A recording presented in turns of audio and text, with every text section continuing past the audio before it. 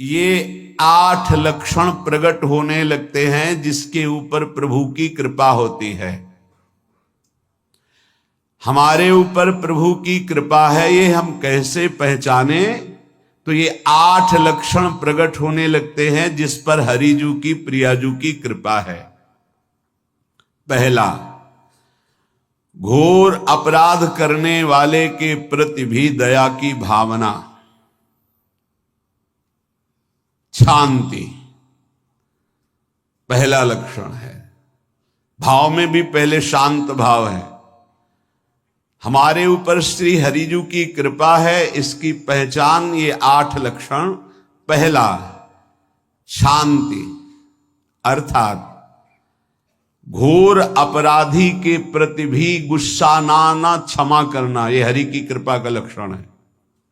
देख लो भाई, घोर अपराधी शब्द तो जाने दो, जरा सा प्रतिकूल हो जाए तो लाख समझाओ पर भ्रकुटी तनी रहती है।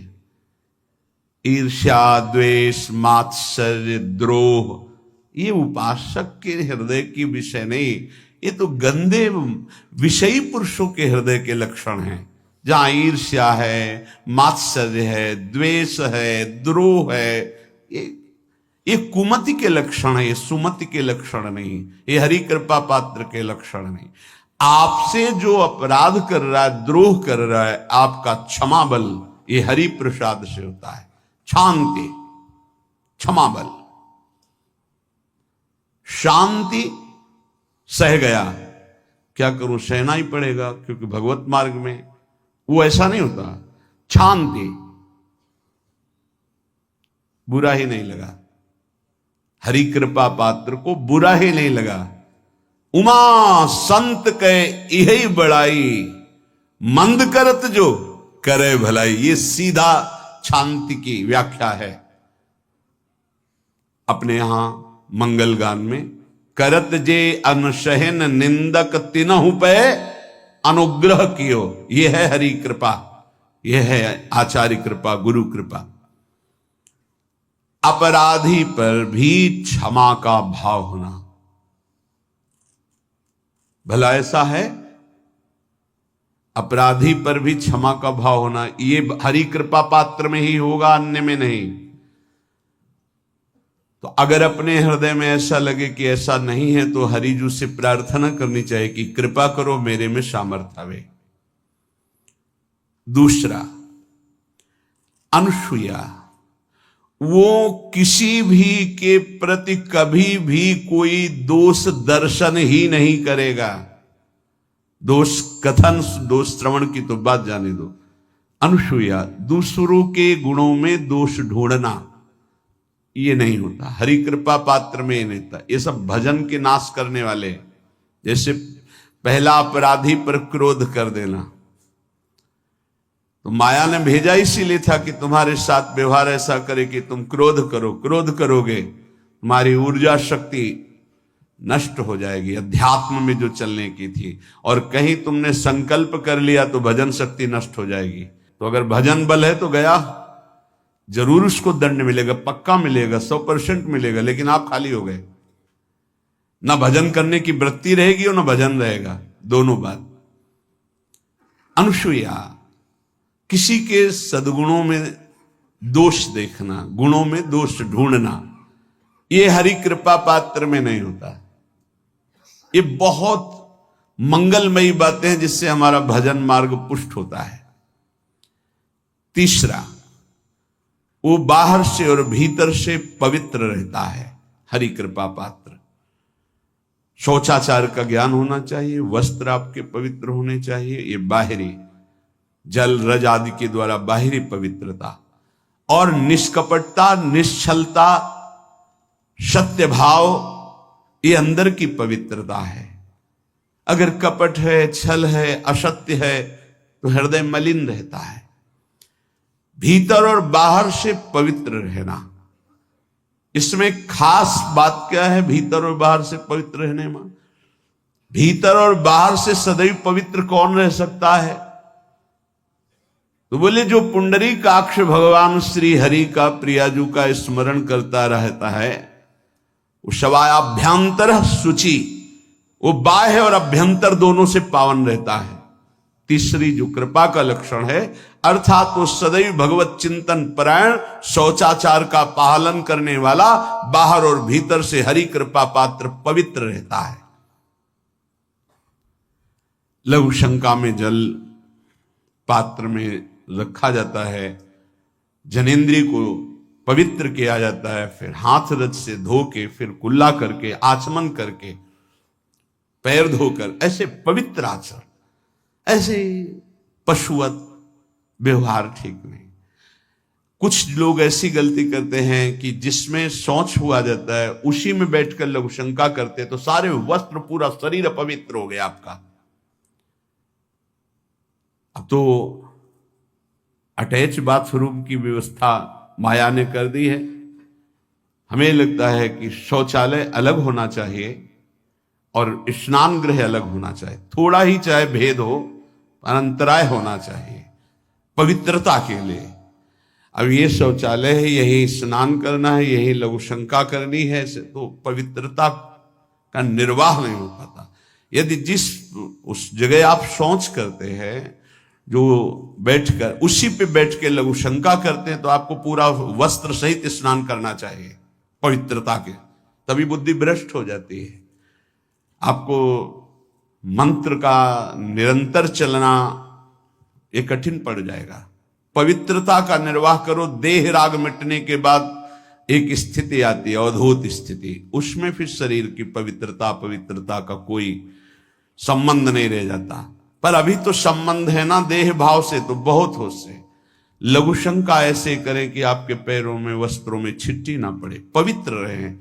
हर समय हमें पवित्र मंत्र जपना है, नाम जपना है, श्री की सेवा में रहना है। बहुत जल्दीबाजी खड़े खड़े लघु शंका की, छिट्टियां पड़ रही, बस ऐसे चल दिए, वो पशुवत आचरण भगवत मार्ग में नहीं चल पाओगे। वो अंदर तुम्हारे व्याकुलता पैदा करता रहेगा, भोगों की, संसार की।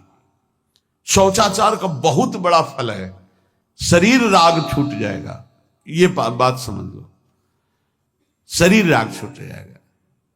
शरीर संबंधी पवित्रता शरीर राग छुड़ा देती है, आंतरिक रहस्य है ये।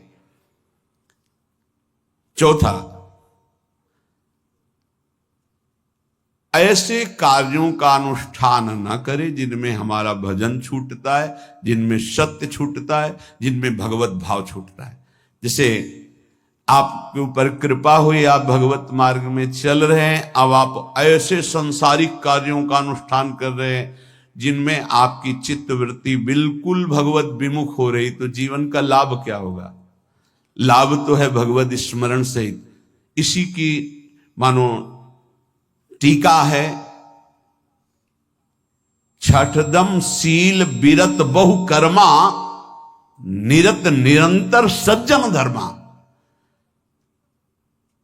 शीलवान और ऐसे कर्मों से विरत जिनसे भगवत विस्मरण होता है, जो सज्जन पुरुषों के द्वारा धर्मानुष्ठान होते हुए उन्हीं का अनुष्ठान, ऐसे कर्मों में ना जाए जिससे भगवत विस्मरण होता है। जैसे कल एक ने प्रश्न किया कि मैं खाता तो नहीं हूं, लेकिन मांस के दुकान में मांस बेचता हूं, होटल आदमी, क्या उचित है? ये उचित कैसे हो सकता है? तुम और भी तो व्यापार कर सकते हो। जरूरी है धर्म का पालन करने की इच्छा करते हो, धर्म आचरण करते हो, ऐसा नहीं। तो विरत बहु कर्मा, उन कर्मों से हमें विरत रहना है जो हमारे धर्म के विरुद्ध है, जो भजन के विरुद्ध है। हरि कृपा पात्र ऐसे कर्मों का अनुष्ठान कर ही नहीं सकता। और शारीरिक श्रम इतना जिससे हमारा भजन का तार ना टूटे। जब भजन का अभ्यास किया जाता है तो हर कार्य को सुचारू रूप से करते हुए एकाग्रता भजन में रखी जाती है। हम वो कार्य जल्दी से कर ही नहीं सकते जिसमें भजन छूट जाए और कार्य पूरा हो। नहीं, हम कार्य करेंगे, हमें छोड़ दीजिए, हम अपने चिंतन से युक्त होते ही बिल्कुल कार्य करेंगे। जैसे कई साधक हैं, उपासक हैं, बड़े अच्छे उपासक हैं, उनको आप कार्य दीजिए कि आप पानी गर्म कर दीजिए, पात्र बहुत सुंदर साफ होगा, पानी बहुत गर्म, लेकिन आप कह दीजिए कि 5 मिनट में गर्म करके ले, तो उनसे असंभव नहीं होगा, छोड़ दीजिए उनको। आप वो मतलब ऐसा कार्य करेंगे प्रशंसनीय, पर वो समय से उनका एक सिद्धांत है, बहुत अच्छा लगता है। और अपने को पता है इससे जल्दीबाजी नहीं होनी, पात्र मार्जन करना है, छोड़ दीजिए, आप उसको टोकिएगा नहीं, आप जल्दी मांझ के, उससे नहीं होने वाला। वो तनिक भी दोष नहीं रहने देगा पात्रों में, पर समय दीजिए, आराम आराम शिव कर। हमें अच्छा लगता है कि भगवत चिंतन परायण उपासक की यही वृत्ति होती है। पोछा लगाना है, बिल्कुल बढ़िया लगेगा, लेकिन आपको सर से घुमा दे वैसा नहीं होगा। आप छोड़िए और जाइए, हटिए, और वो अपने ढंग से लगाएगा और एकदम क्लीन करके। यही उपासक का लक्षण होता है। जो कार्य करेगा सांगोपांग करेगा, पर वो बहुत मस्ती से होगा, क्योंकि उसका भगवत चिंतन चल रहा है। अधिक ऐसे जिससे हमारा चिंतन छूट जाए, थोड़ा संयम में आना चाहिए। ये भगवत कृपा पात्र का लक्षण है। अपने भजन का फल देखना भगवत कृपा पात्र की, सबको प्रदान कर देना। हिम्मत है? अपने भजन, इतनी मेहनत से किया हुआ भजन, भजन होने के बाद, हे प्रभु इस भजन का फल हो, सर्वे भवन्तु सुखिना सर्वे सन्तु निरामयः। यहां तो कहते महाराज, एक माला रोज आपके लिए करता हूं कि आपकी बीमारी ठीक रहे, तो शेष किसके लिए करते हो प्रभु? शेष क्या? अगर इष्ट और गुरु के लिए तुम्हारा है कि एक माला करते, तो फिर इतनी माला करते तो हमें क्या होगा? सब आपको दे देंगे तो हमें क्या होगा? तभी भजन का रहस्य नहीं जाना। सबके मंगल के लिए अपने भजन को समर्पित कर देना। देखो भाई भजनानंदी, भजन में अरुचि होने लगेगी? नहीं होने लगेगी। सुबह से शाम तक पसीना चुआए हम और भजन का फल दे दे सबको, तो इसका रहस्य बताते हैं। सबको जे भी कहा सर्वे भवन्तु सुखिना, तो सर्वत्र विराजमान भगवान वही पलटकर अनंत रूपों में आपके ऊपर बरस पड़ेंगे। ये आंतरिक रहस्य है। हमने जो भजन किया वो एक सीमा में था, जब हमने संपूर्ण विश्व को दे दिया तो असीम बनकर वापस हुआ। ये भाव न समझ में, अगर ये भाव न कहे तो एकदम लगे हम अपना भजन क्यों दे दें सबको।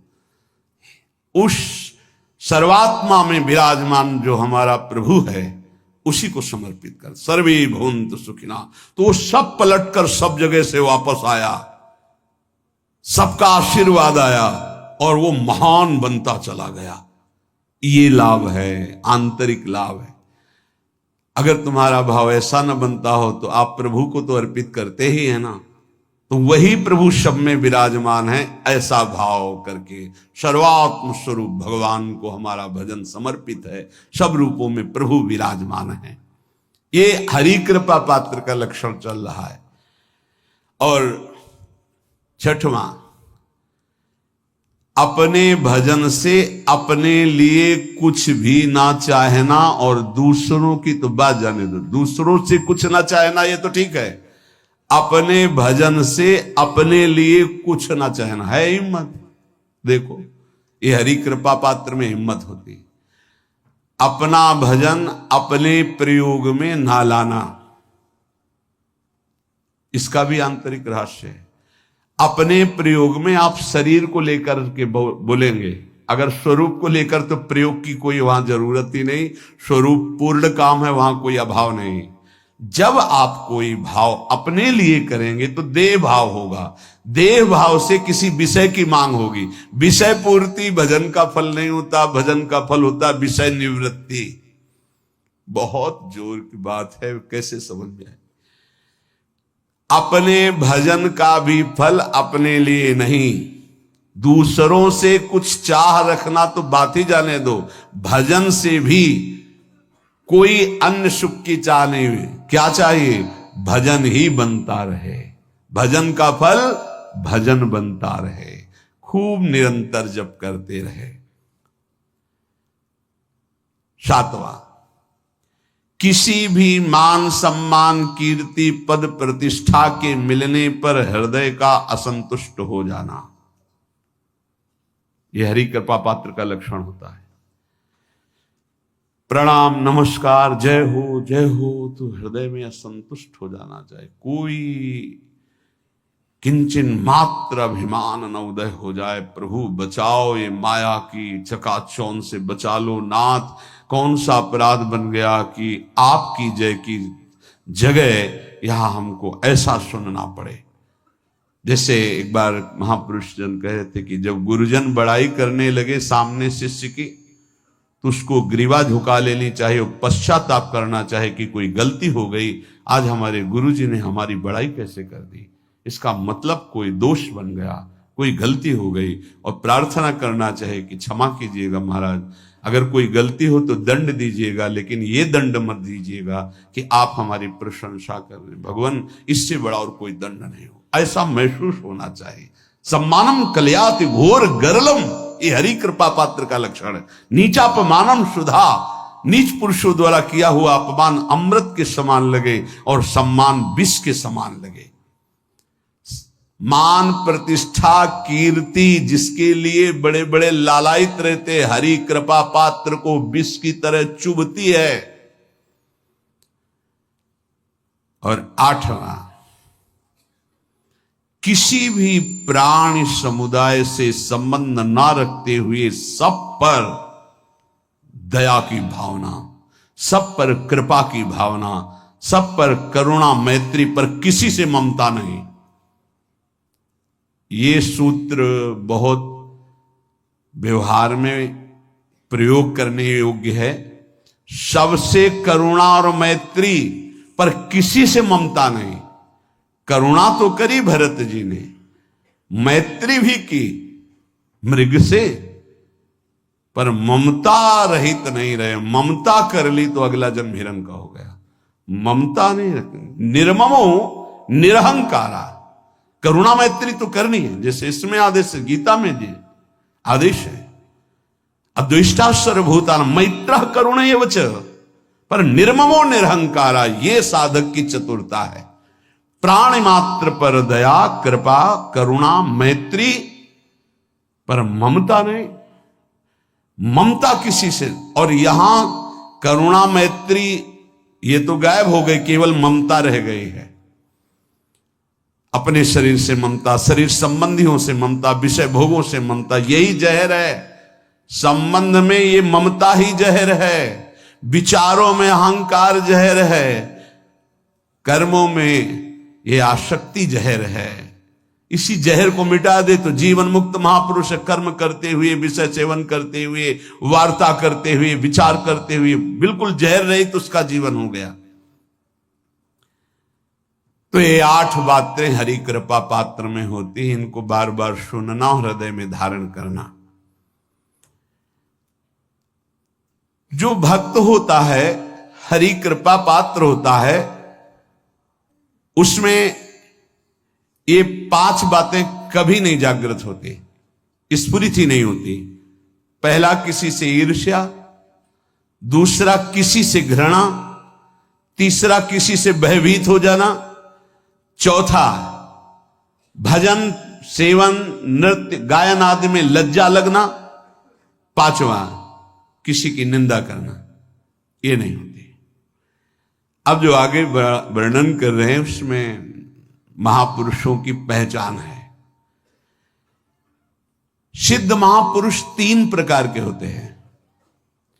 एक होते हैं आचार्य कोटि के, सात्विक विचार वाले, एक होते हैं भ्रष्ट आचरण वाले, एक होते पिशाचाचरण वाले, और तीनों सिद्ध हैं। बहुत बड़े महापुरुष पूज्यपाद उड़िया बाबा जी हैं, वही रहस्य का प्रकाश कर सकते थे, अन्यथा बिना ब्रह्मबोध महापुरुष के ऐसा नहीं। तीनों सिद्ध हैं, तीनों भगवत प्राप्त है। सात्विक आचार वाले, जो आचार्य कोटि के होते हैं, एक एक अक्षर शास्त्र मर्यादा के अनुसार चलने वाले, जैसा शास्त्र कहता वैसा उनके आचरण में दिखाई देगा, और वो उससे सिद्ध भगवत प्राप्त महापुरुष हैं, पर उनके आचरण तस्मात् शास्त्रम प्रमाणम थे। दूसरे भ्रष्टाचार, ऐसों को पहचान पाना बहुत कठिन होगा। भेष मलिन, आचरण मलिन। जैसे आप में कोई पुराना हो तो शायद जान पाएगा, भगवान दास नाम के एक संत इसी चौराहे पे रहते थे। ये जो चौराहा है, कभी नंगे पड़े रहते थे, कभी वो पा रहे उनके साथ कुत्ता पा रहा है, कभी नाली का पानी पी रहे हैं, और भगवत प्राप्त महापुरुष थे। इसकी पहचान स्वयं की। कोई चाय रखने गया, उठा के ईंट मार दी, गाली दे दी, दौड़ पड़े, पकड़ पाए तो 10-5 घूंसे थप्पड़ मार दिए। ऐसा उनका व्यवहार था। भ्रष्टाचार। हलवा कोई रख गया, खिचड़ी रख गया, कुत्ता खा रहा है, उसी के साथ वो खा रहे हैं। कभी गमछा लपेटे, कभी नंगे, सीधे प्रकृति का वार शरीर से सहते थे। बस चौराहे पे ही रहते थे। बहुत अगर गए तो ये राधा टीला है, बस इतना ही उनका था। राधा टीला से इधर, और इधर थोड़ा चढ़ाई जो है जहां पूज्य श्री चंद्रशेखर बाबा जी वास करते, उसके इधर, मतलब चौराहे के बस इतने में ही रहते थे। 12 महीना, 20 साल उनको देखा। तो जब काशी से आए हुए थे तो उनको देखा तो उनकी दृष्टि से लगा कि ये स्थिति प्रज्ञ महापुरुष हैं, पर अपने को छुपाए हुए ऐसी लीला करें। पर उनके कुछ ऐसे आचरण थे जिनसे लगा कि इनकी, हमें लगता है, बुद्धि खराब है क्या, मतलब पागलपन का दौड़ा है क्या ऐसे। राधा रमन जी दर्शन करने गए तो जो पुंडरीक जी हैं इनके बाबा, वो उस समय थे, उनके पुत्र जो पुंडरीक जी के पिताजी, वो उनके सहयोग में। तो करुणा कृपा हुई उनकी, उन्होंने देखा। वो तो बाद में परिचय जाना उनका, हमें पता नहीं, तो बाद में परिचय। वो पीत वस्त्र धारण किए हुए वयोवृद्ध एकदम डलिया लाए, राधा रमन जी को निकाल करके अपने को प्रसाद मिला। तो सीधे राधा रमन जी की कृपा का अवलोकन करते हैं और परिक्रमा लगाना। एकदम संकल्प बना, कमंडल में 2 कुलिया रखी, ढक्कन से ऐसे ढक के, और बस मन में आया कि अगर वो बाबा हमसे आते हैं, हमारे कमंडल से कुलिया, सत्य, परम सत्य, कुलिया लेते हैं और पाते हैं, फिर रख के चल देते, तो मैं मान जाऊंगा कि प्रभु ये आपके धाम के सिद्ध महापुरुष हैं, आए हुए थे हम काशी से ऐसे। क्योंकि काशी में ऐसी लीलाएं देखी थी बड़े अवधूत कोटि के महापुरुषों को। आपसे सत्य कहते, वो पेड़ हट गया, रमण रेती में था, बीच रोड में था, चबूतरा बना था, वो ऐसे पड़े थे, वहां के हम बैठ गए, बिजली की तरह उठे, रफ्तार से आए, खड़े हो गए हम बिल्कुल, क्योंकि हमें पता था कि घूंसा और थप्पड़ इनका प्रसाद होता है। हम कहा उस समय, हम कहा अगर हाथ चलाएंगे तो पकड़ लेंगे ना, बिल्कुल पोजीशन में खड़े। तो बंगाली भाषा में कुछ बोले, वैसे गले में हाथ डाला, ढक्कन हटाया, कुलिया निकाली, पाया, कुलिया वहीं रखा, ढक्कन रखा, गए और वहीं लेट गए। सत्य कहते एकदम रोम रोम खड़ा हो गया कि अरे भगवत प्राप्त महापुरुषों को जानना बड़ा कठिन है, कैसे आचरण, भ्रष्ट आचरण से रहते हैं। कभी दिगंबर, कभी गमछा लगा हुआ है, कभी कुत्ते के साथ खा रहे, कभी नाली का पानी पी रहे। पूज्य बाबा कह रहे आचरण मलिन, नाली या पैखाने का भी पानी पीने में उनको कोई भी परेशानी नहीं। गंदे जगह मलिन भाव से पड़े रहना, किंतु वृत्ति हर समय भगवदाकार रहना, भगवदाकार रहना। ये तीसरे, पिशाचाचार, गाली गलौज करना, ईंट पत्थर से मारना, हर मलिन चेष्टा बहुत कठिन है, बहुत कठिन है। ये सब देखने को मिला है भगवत कृपा से तीनों प्रकार के महापुरुषों का। वृंदावन में एक आगंतुक संत आए थे बाहर से, वो रात्रि में हर वृक्ष के नीचे खड़े रहते, पैर सूज गए थे उनको, कभी बैठे और लेटे नहीं देखा, खड़े रहते थे। ये 25 वर्ष के लगभग की बात है। उनको जब देखा तो देखते ही उनकी दृष्टि ऐसी थी ऊर्ध्व लगा ये तो भगवत प्राप्त महापुरुष है। 45 वर्ष की अवस्था हो, बस खड़े रहते थे, चरण उनके फट गए थे ऊपर से ऐसे खड़े खड़े। रात्रि में एक दिन हिम्मत की, बोलते नहीं थे वो, अरे लार बह रही है ऐसे गंदे कपड़े, महाराज जी आप कृपा करें। उस समय मदन टेर में कि आप आए, तो सहज में से खड़े हो गए। तो आटे के 4 लड्डू हमें मिले हुए थे, तो उनका आप कृपा करके पाइए, पाले। तुमका आपका ये जो बाहरी परिवेश है और आपके जो बाहरी लीलाएं हैं, ये बाहरी लोग तो भले न समझ पाए, पर प्रभु मुझे ऐसा अनुभव होता है आप भगवत प्राप्त महापुरुष हैं। रो पड़े हो, कभी हमने उनको ऐसा नहीं देखा, रो पड़े। और उनका ये हमारे गुरुदेव की कृपा है। उनका कब से वृंदावन आप आए? बोले कुछ दिन हुए। बोले वृंदावन की रज का प्रभाव कितना दिव्य है कि अब जाने का मन नहीं होता है, पर आप अब दोबारा हमसे मिलने की चेष्टा मत कीजिएगा, कभी दूर से देख लीजिएगा, पर आप कभी मिलिएगा नहीं। आप भक्त हैं इसलिए आपसे संभाषण कर लिया। ये तो आपने सुना सुबह की लीला, ईंट चल रही थी उनपे, वो दिगंबर खड़े थे, ईंट मार रहे थे लोग, परिक्रमा वाले लोग उनको ईंट मार रहे थे, कई जगह उनके ईंट लगी। उनको लग रहा था पागल है, नहीं पहचाना जा सकता। 3 प्रकार के महापुरुष होते। एक होते सात्विक आचार वाले, बहुत जो शास्त्रीय आज्ञा वैसे ही अक्षर से आपको दिखाई देंगे, आचार्य कोटि के, पवित्र शरीर, पवित्र वस्त्र, पवित्र आचरण, एकदम आचार्य कोटि। दूसरे एकदम भ्रष्ट आचरण, समझ ही नहीं सकते आप। तीसरे पिशाच की तरह, समझ ही नहीं सकते उनको। अब लाभ होता है केवल पहले वाले से, सात्विक तस्मात् शास्त्रम प्रमाणम थे, इससे जनता का लाभ होता है। इन 2 से विशेष हानि हो जाती है, क्योंकि इनके आचरण ऐसे होते हैं, साधु अवज्ञा तुरंत बहुत जल्दी विनाश होता है ऐसे महापुरुषों के अपमान से। सात्विक महापुरुषों के नहीं, अगर उनसे अपमान भी हो जाएगा तो क्षमा करेंगे वो सब।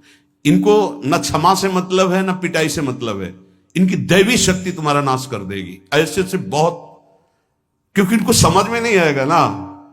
काशी में भी देखा, कुल्हड़ चल रहे हैं सब, और ब्रह्माकार वृत्ति है, लोग समझ नहीं पा रहे हैं, चाहे कि कुल्हड़ जमा है, मार रहे हैं उनके ऊपर। ऐसे किया, बिल्कुल जो चर्म है प्रकृति को सहते सहते भैंसे का जैसे हो गया मोटा एकदम, और उनके ऊपर मार पड़ रही है, वो मुस्कुरा रहे हैं, चल रहे हैं। उनका गजब हो गया, ब्रह्माकार स्थिति महापुरुष के सामने, ऐसे कोई समझ ही नहीं पाता। तो कह रहे हैं ऐसे भक्तों से प्रायः सबकी हानि हो जाती है, क्योंकि समझ पाते नहीं कि स्थिति क्या है, और जब उनका अपमान करते हैं, उनको मारते हैं, पीटते हैं, उनका सर्वनाश हो जाता है। वो करते नहीं है, उनका प्रभाव कर देता है, पर सात्विक महापुरुषों से किसी का मंगल नहीं होता। इसलिए समाज का परम मंगल शास्त्र के द्वारा आचरण किए हुए जो सिद्ध महापुरुष हैं उनसे होता है। ये 2 प्रकार के महापुरुष जो होते हैं, कई तरह से हानि हो जाती है, आप समझ ही नहीं पाएंगे, आप अपमान कर देंगे, अनिष्ट हो जाएगा आपका, क्योंकि यहां ना क्षमा है ना दंड है, दैवी शक्तियां उनकी सुरक्षा में लगी हुई, वो सर्वनाश कर देंगी। इसलिए बाबा परिचय बता रहे कि अगर तो इनको पागल ना समझा जाए। ये प्रायः जैसे एक बार बताया था कि हरगोविंद जी के पांडाल में रास हो रहा था, एक दिगंबर महापुरुष आए और वो ऐसे खड़े थे पीछे से, चूंकि आरती करने के बाद पीछे राधा वल्लभ जी की गए तो पीछे ही खड़े होना था, तो बिल्कुल पास बूट पहने हुए मारा लात पीछे से, वो मुभरा गिर गए, आराम से खड़े हुए, रास को ऐसे नेत्रों से हल्का सा और बस फिचल दिए। वो पीछे 10 बार लात मारता गया, वो मुड़ के नहीं देखा किसने मारा, पीछे पीछे हम 10 कदम चले। गजब हो गया, ऐसी स्थिति इस महापुरुष की।